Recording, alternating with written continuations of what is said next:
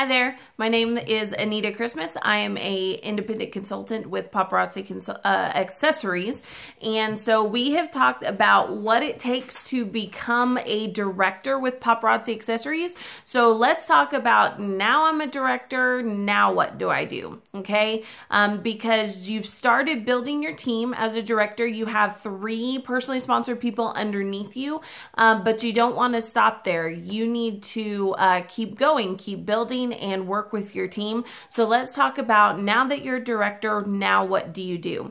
First of all, congratulations, because ranking up to director is a pretty big deal. That means that you're actively working your business. It means that you are actively recruiting people to change their lives with $5 accessories as well. So congratulations for that. It's a big deal. Once you are a director, it's important that you keep in contact with your team. You cannot sign them up and then expect them to just take off on their business, okay? When you sign someone up, you are responsible for making sure that they know the business, that they know the website, that they know how to do parties, that they know how to make money. All of these things that you needed help when you started and you had help from your uplines, hopefully, your team needs that from you. So keep in contact with them.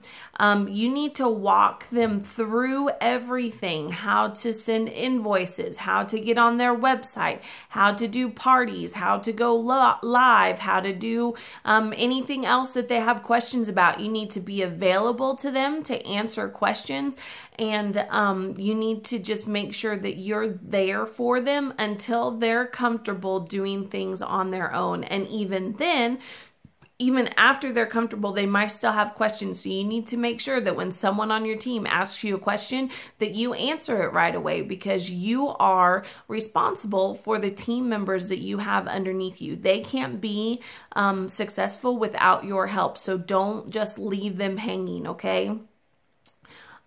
Watch their numbers. It's important that you're active every month, and so you also want to watch your team members' numbers and make sure that they are active every month so that they don't miss out on commissions, they don't miss out on being on the consultant finder, all of these things. So watch their numbers around the 20th of every month. Make sure you're going through on your back office and checking their volumes. If they're not active, reach out to them. Say, hey, I noticed you haven't ordered 25 pieces this month. What can we do to make sure that you're able to order those pieces and stay active? How can I help you? So watch their numbers for them, and make sure that you send out reminders if they're not active.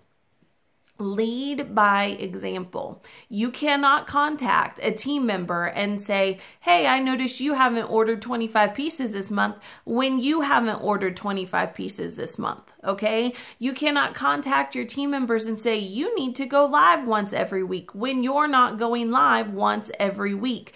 You have to lead by example. If you expect your team to do a live party every week, you need to be doing a live party every week. If you expect your team to be active every month, you need to be active every month. You have to show them by your actions that you are working your business before you can expect to motivate them to work their business at all. So make sure that you are leading by example. That also includes making sure that you're in compliance. It's not that hard. I know that if you read through the policies and procedures, there's a lot of legal language in there. It's really not that hard to understand. If you have any questions about anything, you can ask your upline, you can ask people, you can figure out what you're supposed to be doing, and make sure that what you are doing is in compliance so that your team in turn can copy you, can replicate you, what you're doing, and be in compliance as well. So the very last thing also on this, create a team page on Facebook. I know that when I first ranked up to director, I was like, why do I need to create a team page? I don't have anything to offer my team other than what my upline and their higher up upline is telling them. And I don't see the need for that. But then I had one of my mentors and one of our upline who told me, your team needs to see you as a leader, because a lot of the bigger team pages can be completely overwhelming, especially for new people. They see all these things posted and they don't understand what it means, and they don't know what to do, and they don't know how to take it, and it can be completely overwhelming. So they need you as their upline to have a team page that's smaller, that they can ask questions and have just a few other consultants answer it, where you're on top of answering their questions. And so even if you feel like you don't have anything to offer your team other than what's being said on the other pages, create a team page, get that going, and eventually as your team builds and as your team grows, you will find yourself having more things to offer your team, having trainings for them, having different things that you can post to help them out. And so don't be afraid to start that team page, even if you don't have a lot to say right now, because you will eventually, and you want that team page already established when you're ready to do that.